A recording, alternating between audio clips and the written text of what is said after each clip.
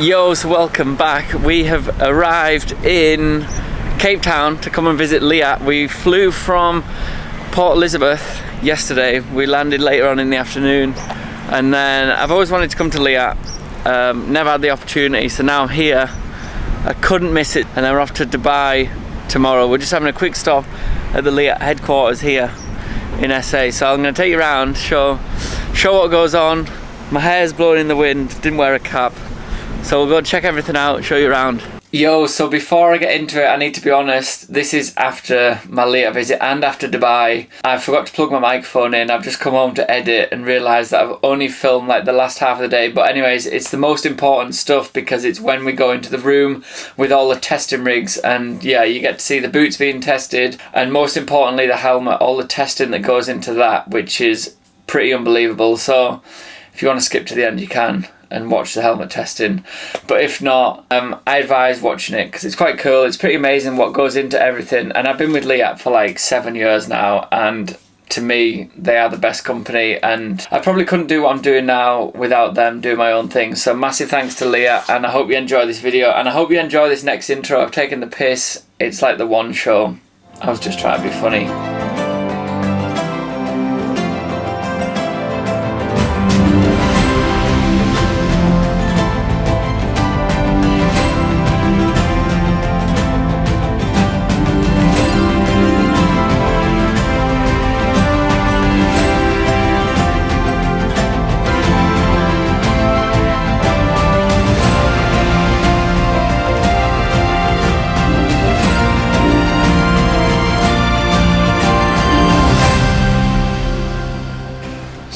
So you'll see there are different test headforms we do. This is a Noxy headform, which is used in the US.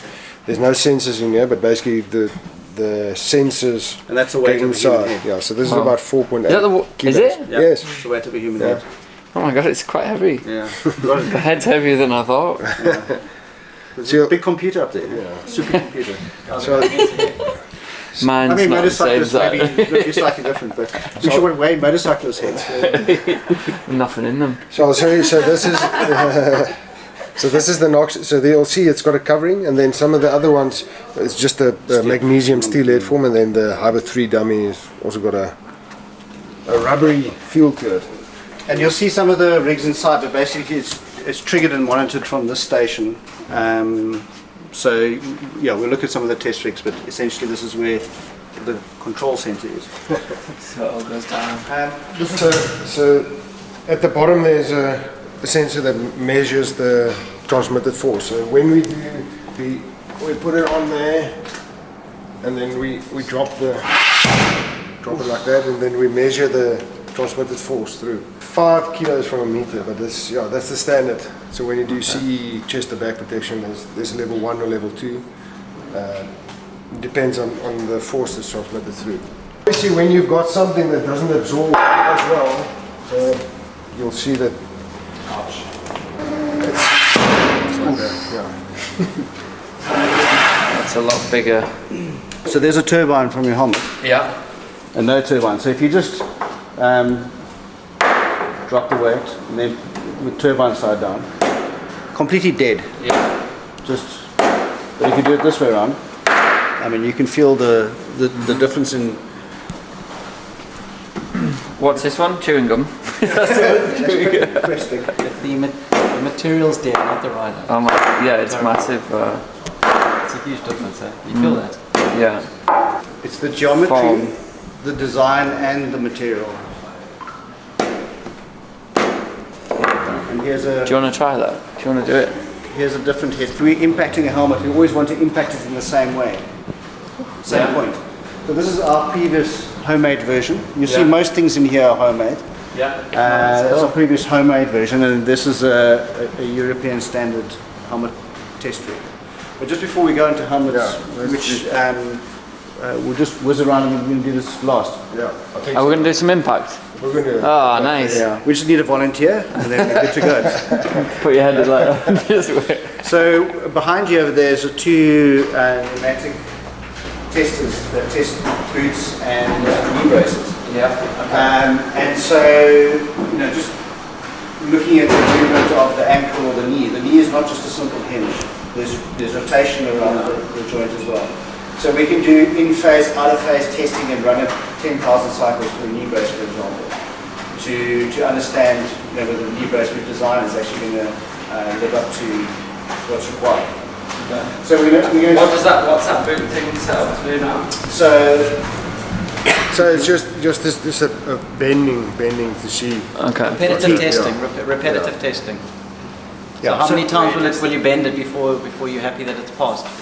And we will probably run 5,000-10,000 cycles at least to see what happens. So accelerated environmental testing or usage testing is a thing. So you've got a UV cabinet which you accelerate, UV testing on weathering, repetitive testing. All of these things are important. But nothing really measures up compared to when you're actually riding it.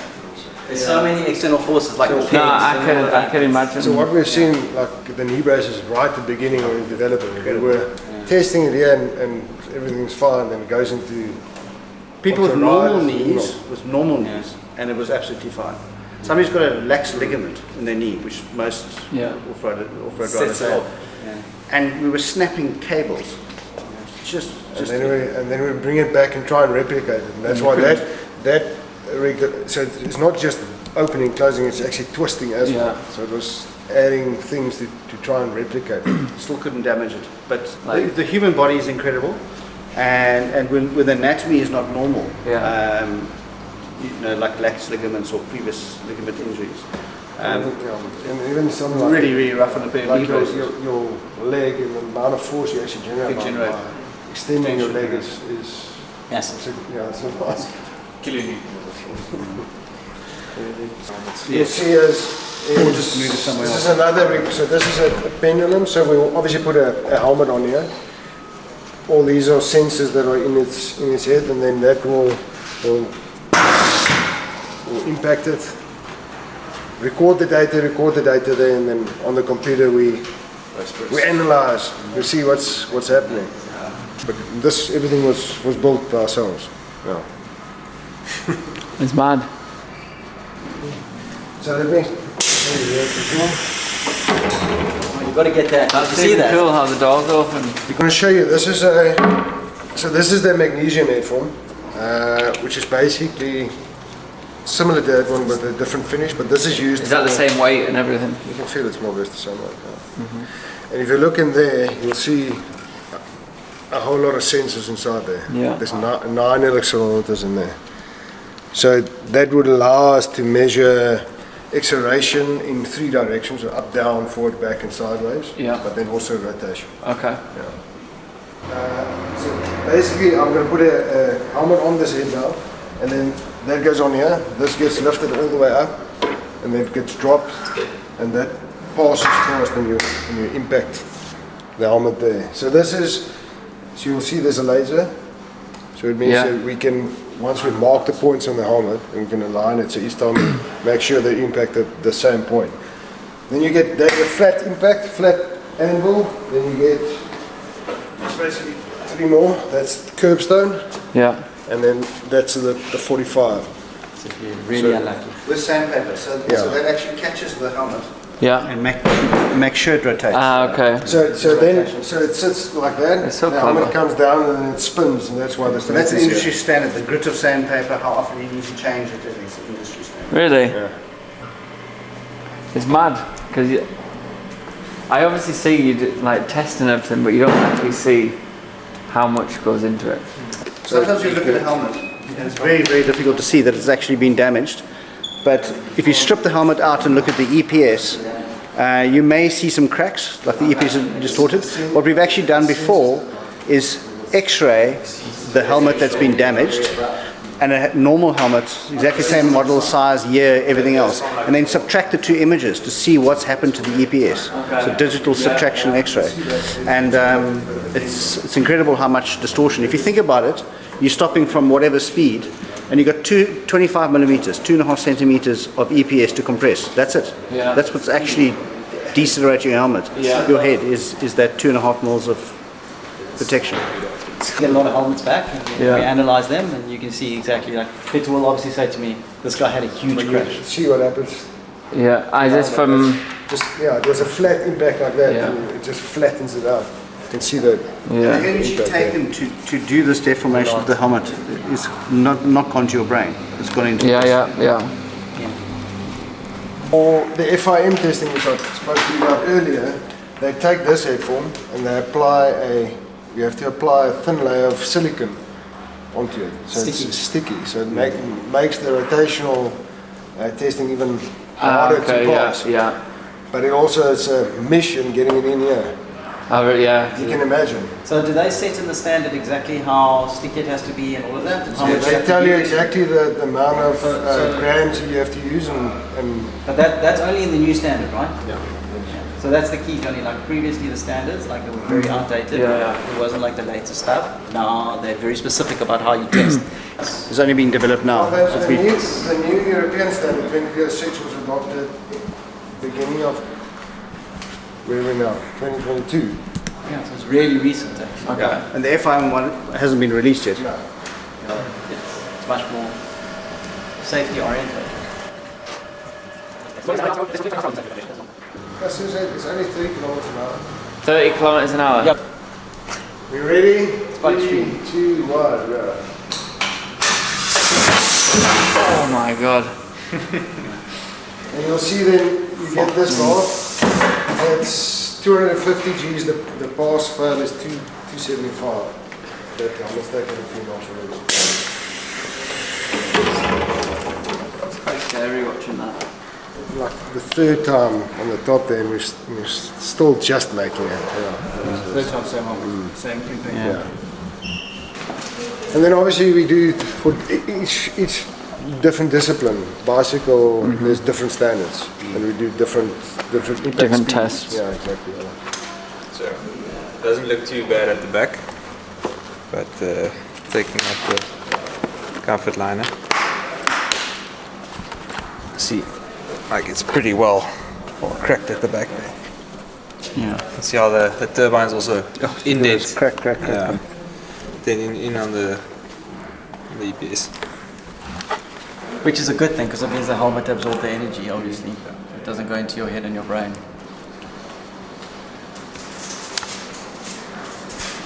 Mad. Yeah, I think that's when a lot of guys have got a crash. Yeah. You look at the helmet, oh, it's fine. Yeah. And then you look on the inside, okay, it's actually not fine. Yeah, but also you can see it. There's big accident databases that are used to calibrate these test rigs. So they've got databases of accidents where known speeds Yeah. and known injuries. Yeah. And that's how they can relate the standard to. Yeah. The other thing is, from the previous European standard, they used to test the front, the top, the rear, and the two sides, and the chin. But there were set impact points, which means that you can save weight by taking away material in the areas where they were not tested. So some wow, manufacturers used to do that. Yeah, it's mad that. Whereas now the standard points are still there, but they can test Anyway. anywhere. basically, Which is much better actually. So a lot of manufacturers, Johnny, would that have the labs actually doing the testing for them, the certification labs. But we've got all the equipment ourselves, which allows us to perfect things and tweak things and make sure we get the best helmet out possible. Yeah, that's good. Must be a long process as well for them, sending them back and forward for tests. It I doesn't mean, a new pass. helmet is years, no matter which way you slice At it. least it's 3 years. Yeah. From scratch. At least 3 years for From a scratch. new helmet. To develop a from new scratch. So And if it's a radically new helmet, like you're trying to do something completely different, much more. then it's 5 years. Yeah. A bicycle helmets can be a little bit less, but That's the It's crazy. So there you have it. That's all the testing that goes into the Leatt stuff. It's pretty amazing, and it's cool to go there and see what goes on. So I hope you enjoyed it. Sorry it was a bit of a mess up and a bit of a mix up, but I'm back home now. I'm going riding this week. I'm going to do so much riding, so I'll try and do a vlog every couple of days if I can. It's going to be hard, but I'll try and get it out there. Thanks for watching. Peace.